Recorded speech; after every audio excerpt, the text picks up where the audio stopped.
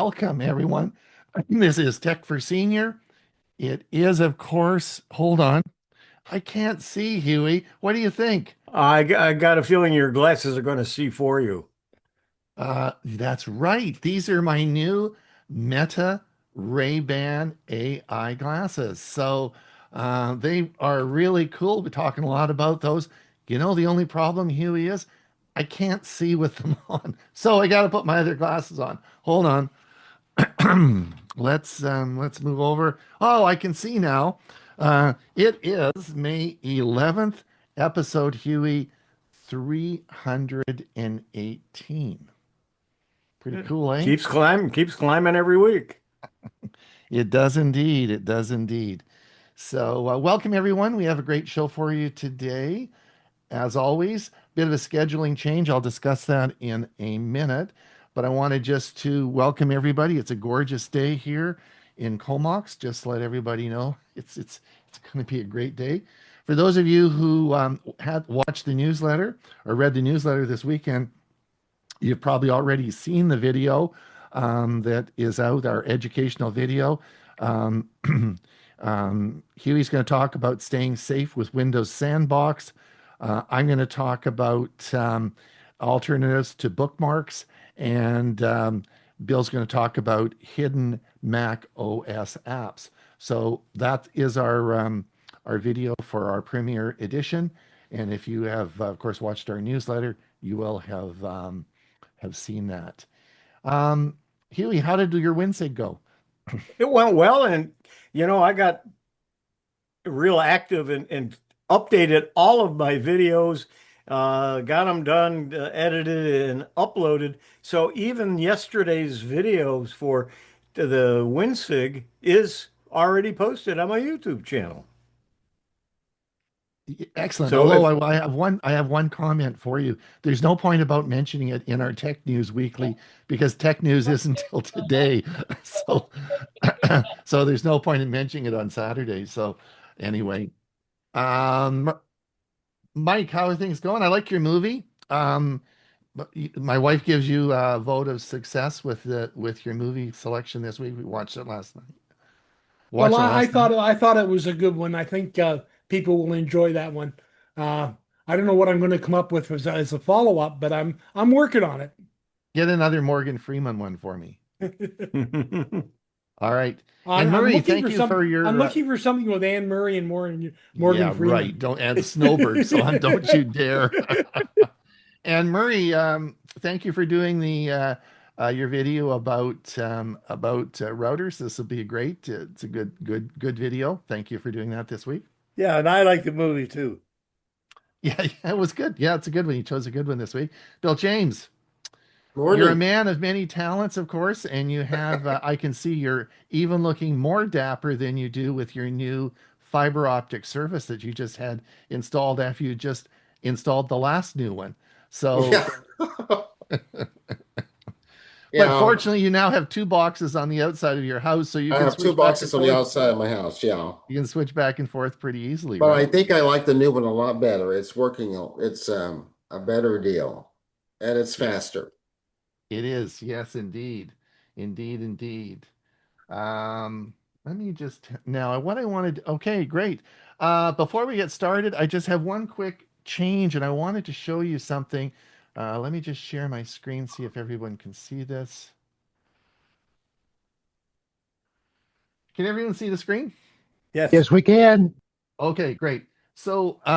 I wanted just to talk again. We're going to talk about searching YouTube, and this was going to be my video today, but I'll just explain it.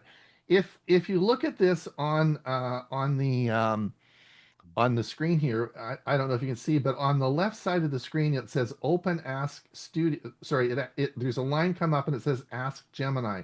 Can you see that? It's sort of Yep. there's the arrow comes up and it says Ask Gemini.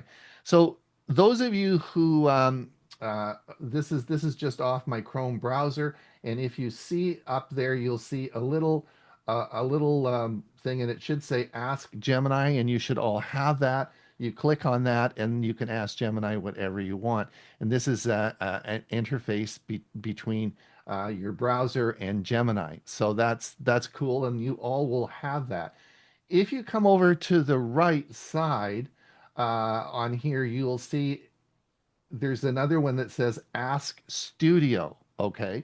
Now, you won't have this. This is for creators, and this has to do with the studio that we use, the Google Studio that we use when we are creating videos and uploading. This is software Google provides for us, and we have now in that software, we have you can click on it and it says Ask Studio, and you can it does amazing things, right? And it all runs on Gemini. What the part of the puzzle you're missing is at the very top. And what YouTube is bringing out is called, and Brenda, this is for you. We had Google do this just for you. This is called Ask YouTube, and you will all be getting this soon. And this will be for everybody, and this will be in YouTube, and it will be the same philosophy as this. We said Ask Gemini, Ask Studio, and this will be Ask YouTube. Well, I did my video today and I wanted to show the video today, but nobody has this Ask YouTube, so I couldn't actually complete it.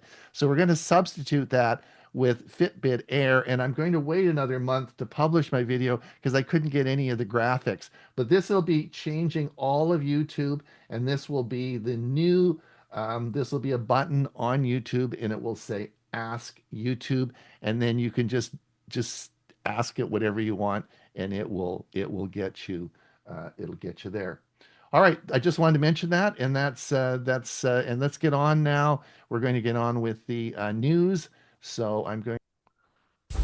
Welcome to Tech for Senior and our weekly news update. We've got a lot to cover, so let's jump right into the latest in technology. Good morning, good afternoon, everyone.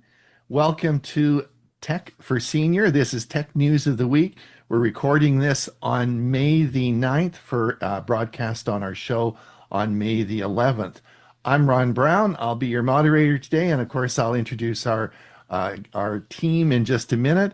But I wanted to just remind you that you can watch all our articles as we go through them on our webpage.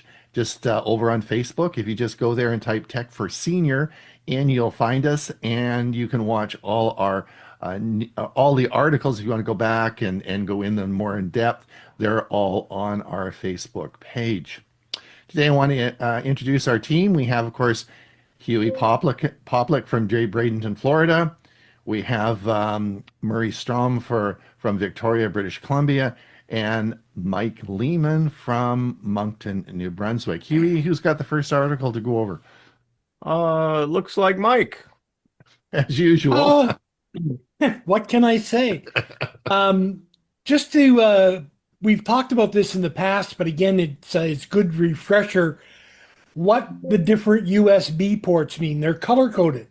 So a purple port means something different than a blue port. And I can never remember. I used to have a chart with all this on it, but it's expanding. And we're going to a new USB standard, USB 4, and it's supposed to clean everything up. Trust me, it doesn't. But I mean, the cable you use and the port you use make a difference. And it's knowing the color code is the goal to the key to knowing which is which. According to a security report, Google Chrome is silently downloading a 4 gigabyte AI model to your device without your consent. And this goes you through how to check and see if it's there and get rid of it if you're not happy with that idea. That might take up a little bit of room on your hard drive, eh? Yeah, 4 gigabytes is quite a bit. Yeah. This is a cyber attack hit universities worldwide, including top Canadian schools. This has to do with a software program called Canvas, not Canva. And Canva apparently is used, we wouldn't use it because we're not in the university environment, but they use it for moving student data back and forth between all these universities. And so it's commonly used around the world. It's a big program, and it's primarily used in universities. And this apparently has been hacked and is causing a huge problem with universities. So this is a story about suspects arrested in a $1 million Apple truck hijacking. And How they found them was they went online and were able to track the people using the Apple VR headsets. They did a circle of 50 miles around where the heist occurred, and they found two people using these headsets, and they were able to zoom in on them and capture the bad guys based because they were using the stolen products, and they found them through that. So I thought that was an interesting story. Oh yeah, Claude AI is now available inside Office 365. Copilot has been for a while. The catch, it only works if you've got a paid version of Claude. It won't work with the free version. Don't connect your smart plug to these 5 household devices. Explains which high power or safety critical appliances should never be plugged into smart plugs because they can overheat, fail, or create fire hazards. Snapseed. Google is rolling out Big Snapseed 4 update for Android. Just to remind everyone, Snapseed is a program that you can do photo editing. And it was bought up by Google a few years ago, quite a while ago. And we used to use it a lot with um, because it allowed advanced editing of your Google Photos. But since Google Photos has got a lot better over the years, uh, sort of Snapseed has sort of fallen by the wayside a bit. So Google has now decided to put some more energy in it and is rolling out Snapseed 4.0 update for Android. This is an Android only feature. It does work great on a Chromebook because you can use it as an Android app on the big screen. It's perfect for a Chromebook. So you got a Chromebook, you make sure you download this and install it. This is a big news item this week. I want everyone to pay attention to this because I predicted the Apple Neo was going to be a roaring success, which of course it is. I predict that this device will be a roaring success with Google. This is Google's Fitbit Air tracker. I have a video already out about it and just ordered mine this morning. I think this is going to be great for seniors. We'll have a lot more to talk about it, but this is a new product from Google that will be. It's a track. It basically takes all the parameters that a smartwatch would monitor and just uses it without the smartwatch. And it's just a band you put on your wrist, and it sends it all the data to the Google Health app on your phone. The Fitbit app will be going away, and Google is moving everything into the Health app. So this is a big item. It's not. It's pre-launched on. You can pre-order it now for its release on May the 29th. Oh, this is interesting. Microsoft is developing a system for uh, millennial storage of your data. It basically is writing the data onto glass, and they've made some breakthroughs in actually making this practical. I guess it'll still be a while before we see it, but you can store terabytes, many terabytes of data on a little tiny piece of glass. Maybe that's the end of hard drives for archival, maybe in the future. Something that for you in the United States, check if you're a member of the ARP. But anyway, a lot of people belong to that. There's a lot of perks, and one of them is 30% off Ancestry. The Canadian equivalent, which is CARP, that this feature is not available. But The creepy reality behind the license plate cameras in your town explores your automated license plate reader systems. They track vehicles, store data, and raise growing privacy concerns for everyday drivers. Not only do they capture your license plates, but they actually capture pictures of the driver too. Steve Jobs said no, but Mac OS 27 says yes. The touchscreen Mac finally arrives in 2027. Discusses reports that Apple may finally release a touchscreen MacBook in 2027, despite Steve Jobs' long-standing opposition to the idea. How to build PowerPoint 𝕥 instantly using Claude AI demonstrates how Claude AI can quickly generate PowerPoint presentations, outlines, and slide content from simple prompts. Intel stock hits an all-time high after Apple chip deal report explains how reports of a major Apple manufacturing partnership boosted investor confidence and pushed Intel shares to a record high. MacBook Neo's off the charts demand surprised Apple, Tim Cook says, but it didn't surprise me. I said it's sold out now. They've sold out the MacBook Neo. In fact, they're thinking of stopping production of the 599 version. I think they're already upping the price by $200, but there's a real problem with chip supply, even though they predicted this was going to be a big seller and have lots of reserve. So they're looking at changing. So if you can get a 599 one, snap it up now because I don't think it's going to be there for long. A new article, Perplexity Personal Computer is now available to everyone on a Mac. This is interesting if you do have a Samsung watch. Samsung announces the world's first breakthrough in fainting prediction with Galaxy Watch.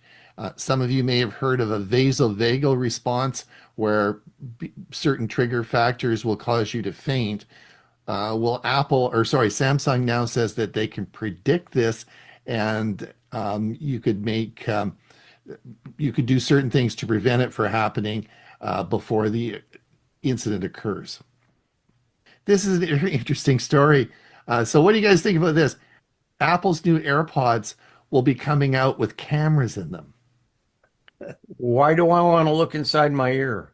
No, you're going to be looking forward. So you can see what you hear. Yeah. Or hear what you see. Yeah, exactly. It'll probably have to do with their AI that they're developing, but they're going to put cameras in the AirPods. Oh, so you might be able to get a cut of this. Apple agrees to pay iPhone owners $250 million for not delivering on AI Siri. So if you want to be part of the class action suit, you'll probably get $3 or $4 back if you fill in all the paperwork. Anyway, they agreed to compensate owners for that. Oh, so this is a good article. Some kids are bypassing age verification checks by making false mustaches, and they're putting them on their faces, and this is allowing the AI to pass as an adult. OpenAI releases ChatGPT 5.5 Instant, a new default model for ChatGPT. You probably are using this. I used it all week. I don't really see a big difference in it. If you are using ChatGPT, you probably are using this now. If you noticed any difference, well, that's the reason it's the new version. Have you ever been frustrated that you just can't find that information on YouTube? You know you've seen a video, you know it's out there, but you can't get back to that information. I'm Ron Brown with Tech for Senior, where we help seniors understand the complexity of YouTube. Today in this video, I want to talk a little bit about searching YouTube and finding information. As an administrator of a large channel, I often get asked by viewers, how do I find the video that was produced last week? Or how do I find so-and-so's video clip that was in last week's show? Well, I've done a number of videos about this, and I thought I would tackle that from a different perspective today. I'm going to take you through the creator's journey, how we actually produce videos, upload them, and how we make it easy for you to find information. I think if you look at it from a different side, that you might find this easier to understand. So let's give it a try today and see if this explains things and makes it a bit easier for you. So what I've done today is I've created a demo video that we're going to upload, and we're going to go through the process of making this video searchable. So let's see how we do this. So as you see, the background, I'm in what we call our YouTube studio. And this is software produced by YouTube.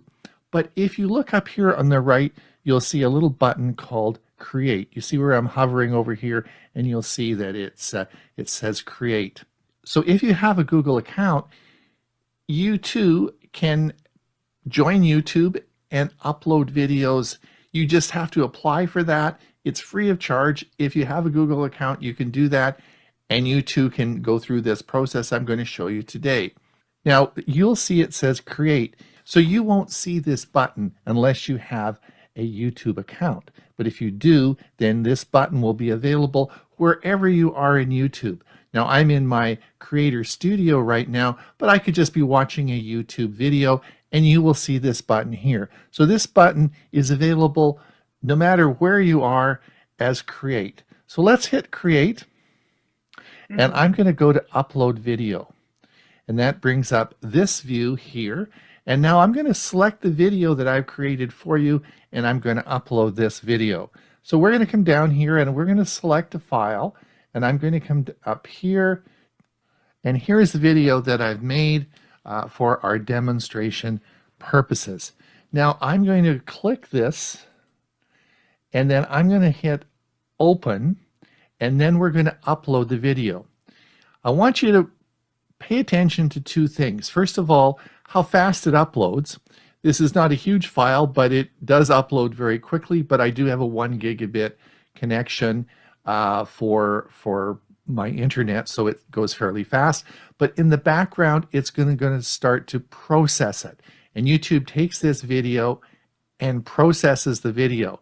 We're going to talk a little bit about what that actually means. So watch, I'm going to open now, and it's going to quickly select that, and now it's already uploaded the video.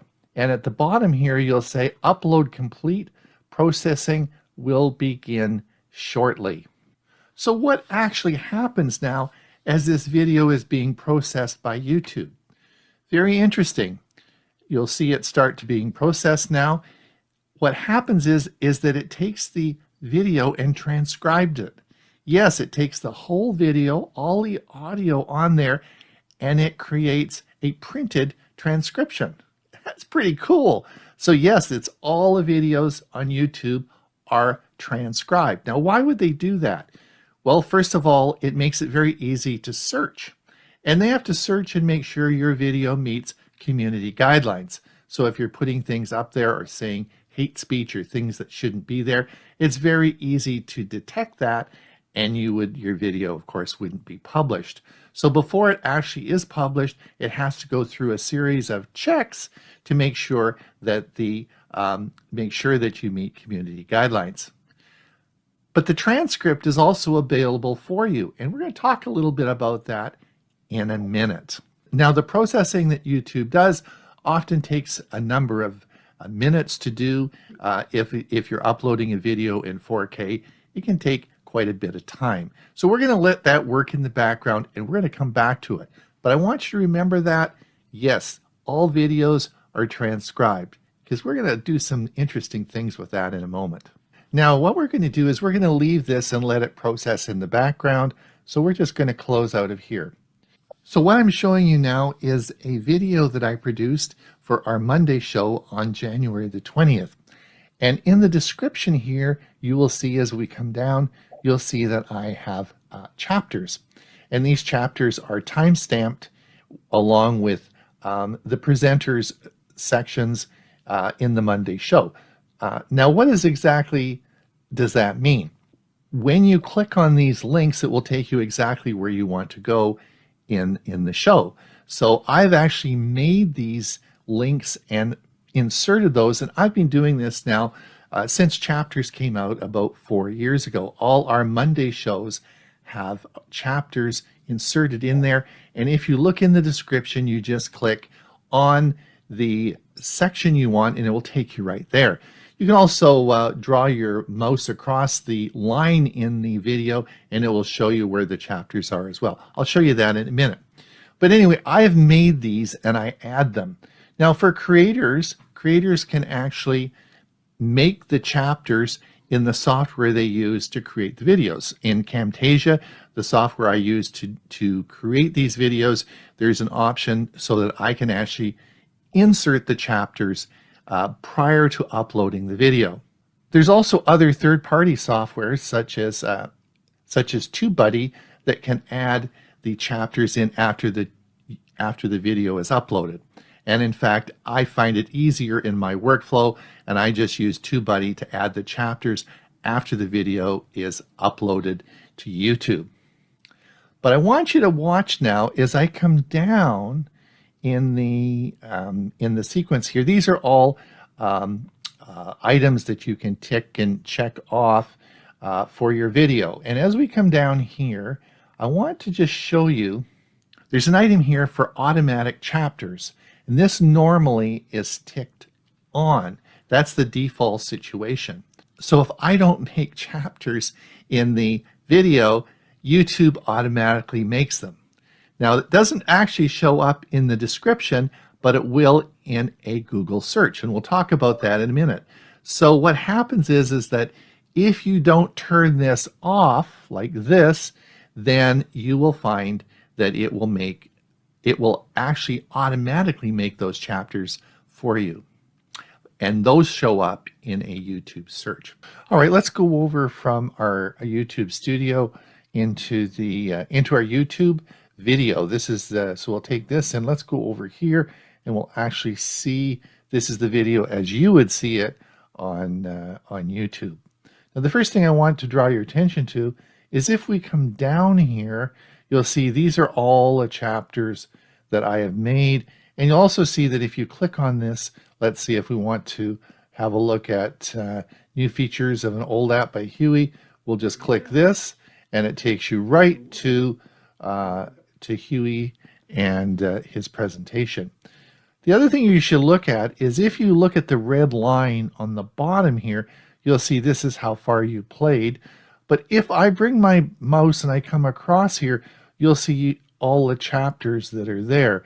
You can see as we've made these chapters, you can see them, and it will as well, you can see where they are. And again, if you just click on them, it'll take you right there. So if you wanted to come back and you're going along here, new features of an old app, we can come down to the beginning, just click this, and this will be will take you right to Hewie's presentation. All right, what I want to show you now is let's do a Google search on a problem. I've asked Google how to change the font size in Camtasia. That, of course, is one of the video editing programs I use. So when we search this, we will come up with, first of all, with the new search that is in Google, it comes up with an AI overview. So it gives me some information here. On the right-hand side, it gives me a video that I can watch about the editing. But as it comes down here, there's another video which actually has the chapter outlined for me, how to make fonts bigger. And if you look down here, it starts at 0:17 for the part of the video that I want. So in summary, what the Google search will do is it will actually choose the chapter or the part of the video based on your search. It even gets better. So when you are doing a Google search, you will often see references made to YouTube videos. And how they can do this is by the transcription originally of that information. And let me go back and talk a bit about that now. All right, I want to come back and look at our video, episode 250 again. And let's say that this is a long video and that I had not put chapters in. You didn't know really what the video was about, and you wanted to quickly summarize this 1 hour video. Man, it's a pretty long video. So remember what I said, that all the videos have been transcribed. In other words, there is a text version of this, and you can access it. Now, I use a program called YouTube Summary. Now, YouTube Summary, I've done actually a video about this. I use it every day. It's simply an extension. I'll put the link down below in the description. Watch what happens now when we're looking at this video. Let's say it's a video you're not sure what it's about. Maybe you think you might know something about it, or maybe you think you might want to watch the video, or maybe it's a long video and you just want to know the plot, so to speak. So we're going to come up and we're going to click this button here, which is going to activate YouTube Summary, and watch what happens. It's now going to take it and it's going to put it into ChatGPT. It's going to take the highlights, timestamp them for us, and it's going to go through and it's going to create its own timestamps and summarize the whole video for you. Here it is, all in, it's going through the whole video, and it's going to summarize this, and it's going to put timestamps in it for you. So it will actually do this for you, and then you can actually use these to find specific parts of the video you want to go to. Now, here's a pro tip for you. For all those creators who are producing videos, I use this all the time on my own videos to create a description. So all you have to do now is type in the ChatGPT prompt. Let me just type in summarize for a YouTube description and hit enter. And now it's going to summarize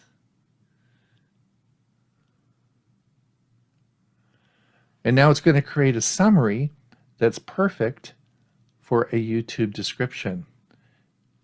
That saves me a lot of time. So I use YouTube Summary every day because as I'm going through a lot of videos looking for specific content, I often don't want to listen to the whole video. I can use this to instantly, in seconds, summarize the video and get the information out I want. You can save it, keep it, do whatever you want with it. Very useful tool.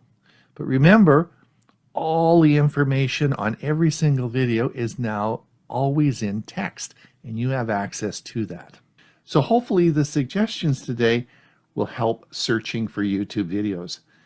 But in summary, the most incredible thing happened a couple of weeks ago, and I just have to tell you this because it blew me away. I had no idea this was possible. Now, we've talked a lot about AI recently. In fact, I have a whole series about learning AI if you're over the age of 50, and I'll put that in the link below and for the playlist, and you can watch the videos for that.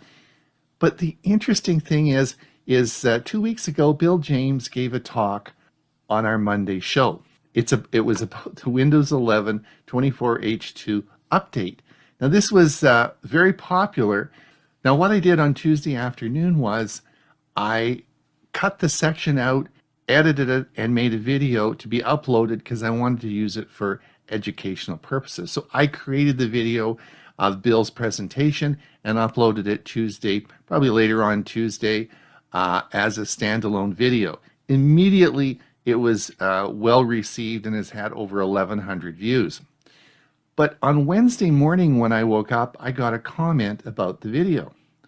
And the comment was, you can see this on the screen, the comment said, ChatGPT suggested this video for me. Now that blew me away because let's think about it. Remember, this isn't Gemini, which is Google. This is ChatGPT. So within 12 hours, ChatGPT had indexed the information on that video. So when someone put a search into ChatGPT, they recommended Bill's video. Unbelievable. Within 12 hours. Blew me away. Incredible. Now you can see how the information is searched when you're looking for information on YouTube. I'm Ron Brown with Tech for Senior. Hopefully you've enjoyed this video. If you want to keep informed about further videos we make, please click that like and subscribe. And until we see you again, have a Okay, let's see what Marie has to say about improving your LAN performance. Good day, everyone. I made some changes to my local area network last week. The goal was to improve the speed. In this process, I learned that some of the things I had believed for years were not true. Some of you may have already known this. You may be thinking, how could he ever have believed that? Anyway, I will share my experience with you. Here is a simplified diagram of my network, as it was configured before I started on this journey. I thought that connecting a computer to the network via Ethernet cable was always faster than using Wi-Fi. I also thought that performance would be best if I connect a computer directly to a router port. And if the cable runs were short, any type of Ethernet cable would be fine. The type would not make much difference. I had a discussion with my AI buddies and ran some speed tests. My upload speed is capped at around 215 megabits per second by the internet provider, so that can't be improved. The download speeds, however, were revealing. Wi-Fi 5G was faster than a direct Ethernet connection. That dispelled the first myth. Depending upon other factors, direct connection could be slower than Wi-Fi, and in my case it was. Now maybe I should have known this, but in fact for transfer of data among devices on the local area network, performance is better if those devices are connected to downstream switches than to the router directly. And if they are all high-quality switches, it does not really matter to which one you connect. My AI buddy pointed out that the major blockage in my network was probably the continued use of my old Cat5 cables. This shows the connections to my router and first switch. The only Cat6 cable is the yellow one that came with my cable modem. I use that to connect the modem to the router. All the rest, shown as blue, were Cat5. The computers were connected to router ports, while printers and other slower devices were connected to the first switch. So, I bought some Cat6 cables and rewired the network. After the reconfiguration, all the critical connecting cables have been replaced by Cat6, shown in black. Some devices like printers and scanners do not require much bandwidth. Because of that, I moved some of them to connect directly to the router in order to free up some slots they were using on the switches. I could then connect the computers and NAS devices to the switches. As expected, the upload and Wi-Fi download speeds did not change. The important changes are the cable download and within LAN speeds. These increased from around 600 to 935 and 950 megabits per second for internet and for device-to-device communication within the network, respectively. What's the important message here? If you have any old Cat5 Ethernet cables connecting your computers to your local area network, replace them with Cat6. If your network is complex enough to require Ethernet switches, connect your computers to the switches, not to the router. I hope you found my experience interesting and that the information will be helpful to some of you.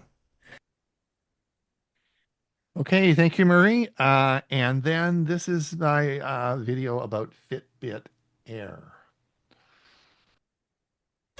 The future's loading, watch it all begin. Okay, today we are tackling a seriously anticipated drop in the fitness tech world.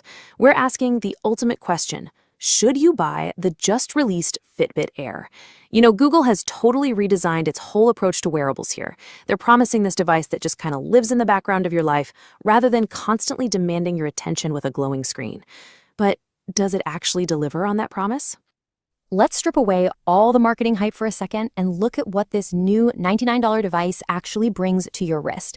There is a massive, massive buzz around screenless wearables right now. But before you go and open your wallet, we really need to understand exactly what you're getting and, honestly, what you might be missing out on. To start, we kind of have to address the elephant in the room when it comes to fitness trackers. Just look at this quote from a user discussion on the Whoop subreddit. It absolutely nails the whole concept of wearable fatigue, right? People check these devices obsessively for like 2 weeks, and then they just become expensive little bracelets. Are we actually changing our behavior, or are we just collecting useless data?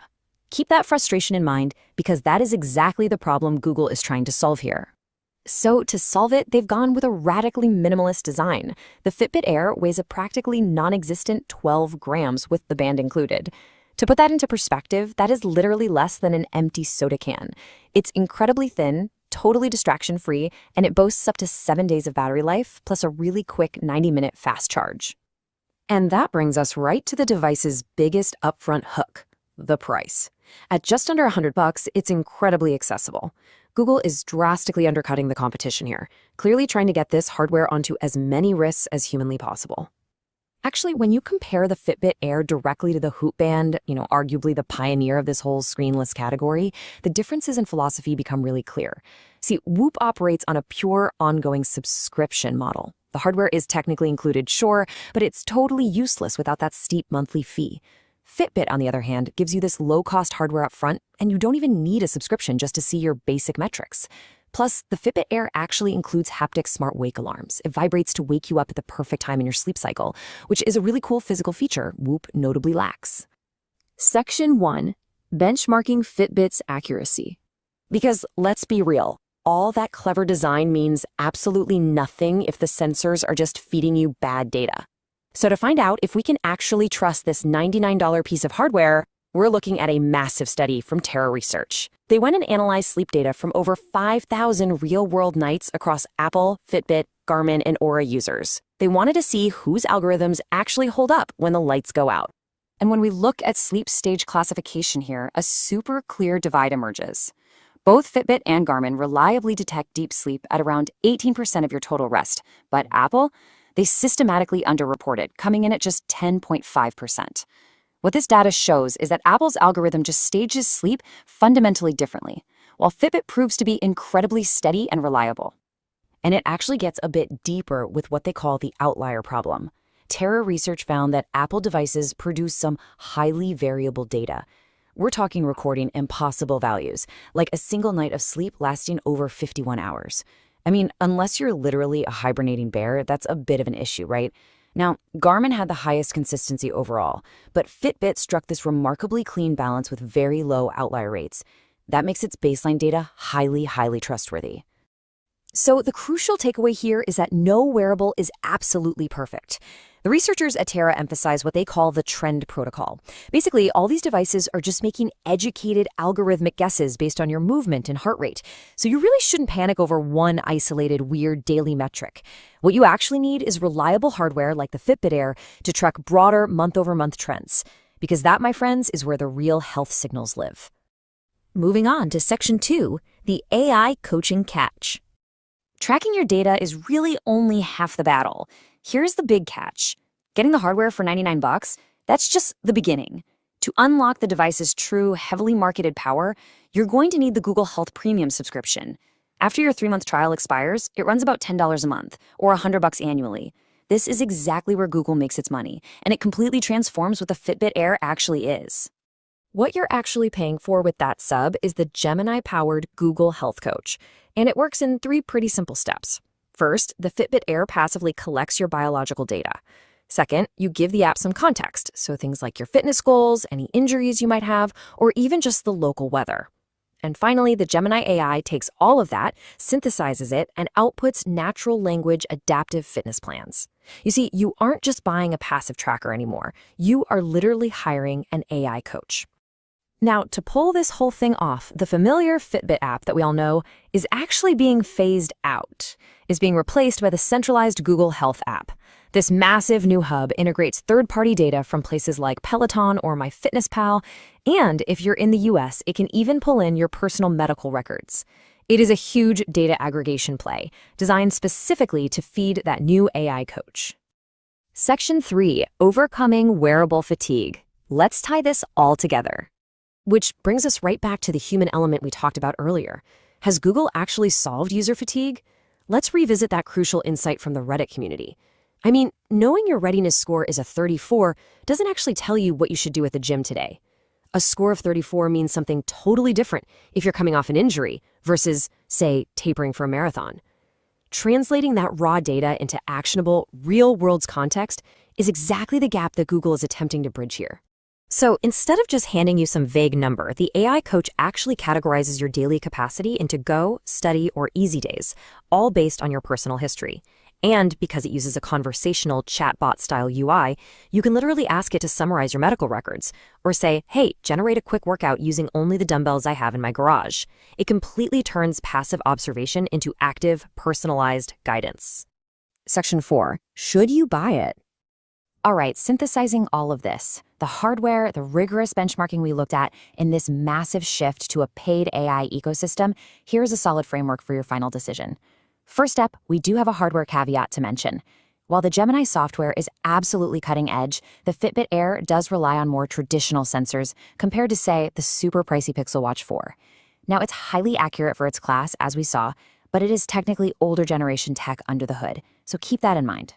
That being said, the Fitbit Air really hits a very specific, very cool sweet spot. It's honestly perfect if you are suffering from screen fatigue and you just want a break from a traditional smartwatch. It's an incredible alternative for Whoop or Aura users looking for a way cheaper entry point, and it works flawlessly on both iOS and Android, which is huge. But above all, it's perfect for beginners or just data-curious folks who actively want an AI to hold their hand and guide them. Ultimately, the Fitbit Air removes almost every single friction point when it comes to cost, comfort, and data interpretation. But the final variable here is you. The AI will tell you when to push, and it'll tell you when to rest, but you still have to put in the work. So right before you hit that pre-order button, ask yourself, are you ready to actually let this device change your habits? Or are you just going to collect more data in the background? Think about that.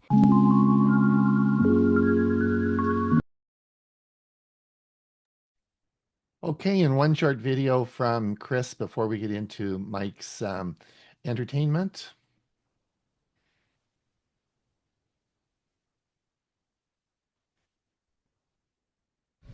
Hi, I'm Chris Guld with Geeks on Tour, and I want to show you in Google Photos how to save one of those cute memories that it makes for you. You open up Google Photos, and I'm talking about these things up at the top. These are AI created memories, and they go away. So I want to save one, and I want it to be a video with music. Now there's one that I've already opened. So it goes all the way over to the right. I mean, they stick around for a while. It's kind of grayed out. This one that says Trip to Tavernier and ℸ𝕼𝕼. So I will open that. Listen to the sound. If you're not hearing any sound, it might be because that is turned off. I want the sound. And the first step is then to tap the share button. Now you have a couple of options. You can keep just the photos or the video. I want it saved as a video. I also want to make sure that the sound is being saved with it. If there's anything I want to get rid of, you tap Edit. And let's say I didn't particularly care for just those leaves in the front. And this is long, so I'm going to take that out. And this one too. So just uncheck the pieces of it that you don't want to capture. And then done. Last step is to tap share once again. And I don't want to send it to Facebook or share it with anybody. I want to keep it, so I have to tap more and upload to Google Photos. Make sure you have the right account and tap upload. And when it's done, it says upload complete. I can now go back just to my Google Photos. It is now a video file in my library that I will have forever and I can share with anybody.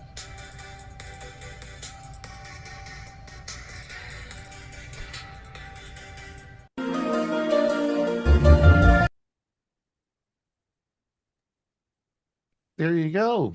All right, Mike, you can get ready. I'm just going to say goodbye to our YouTube friends. Thank you very much for joining us over on YouTube. If you want to participate in our Q&A, you can pop over and we'll admit you into the show. Otherwise, we'll see you same time, same place next week. All right, Mike, let me just stop the stream, which I did. So take it away. Okay, so we've got my screen shared there. So today, May 11th in entertainment history, some historic milestones. The Beatles form Apple Corps. 1968, John Lennon and Paul McCartney appeared on The Tonight Show to officially announce the formation of Apple Corps, their multimedia corporation. This marked a major shift in how the band managed their creative and business interests. The birth of God Bless America, 1988. Songwriter Irving Berlin was born on this day.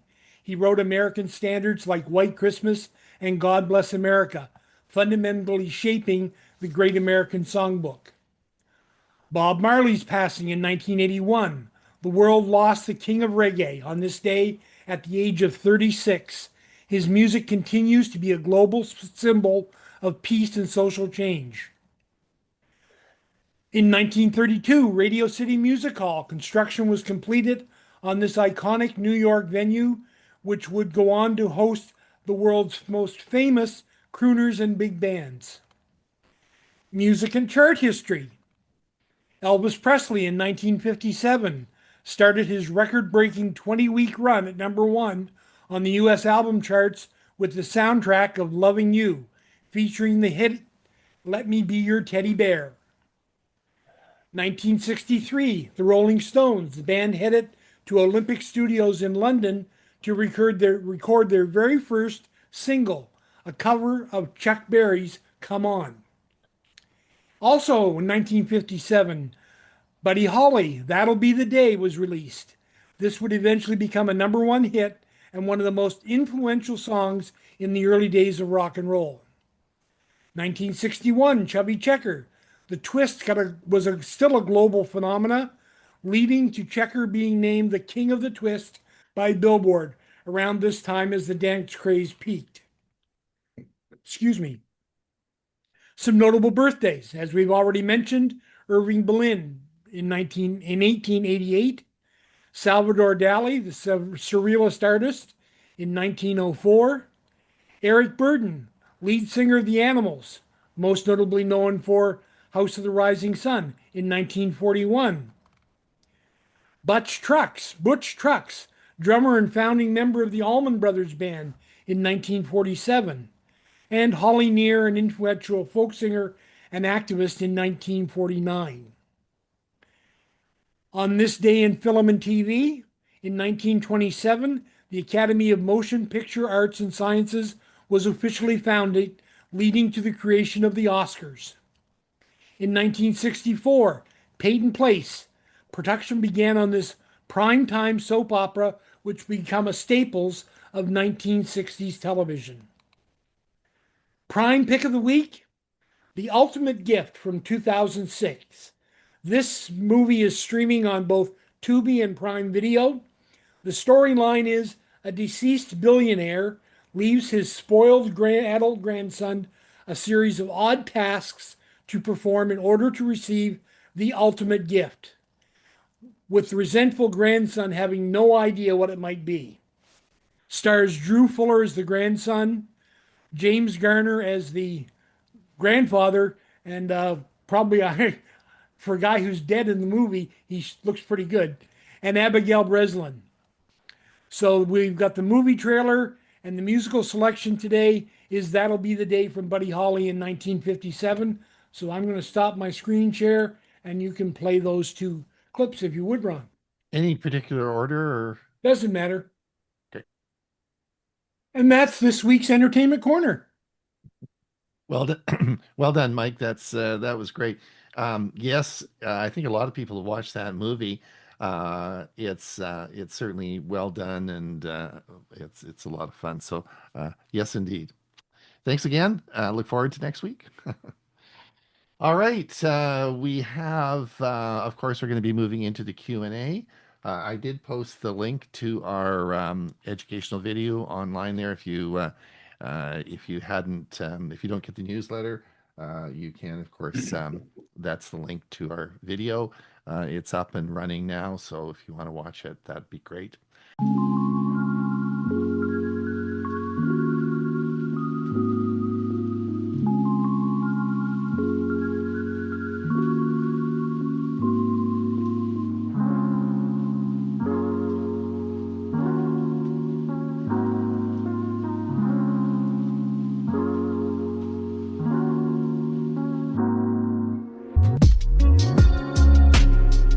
Our Monday show is recorded live and available on the Tech for Senior YouTube channel later in the day and includes tech news of the week, computer skills, photography, genealogy, and selections of music and videos.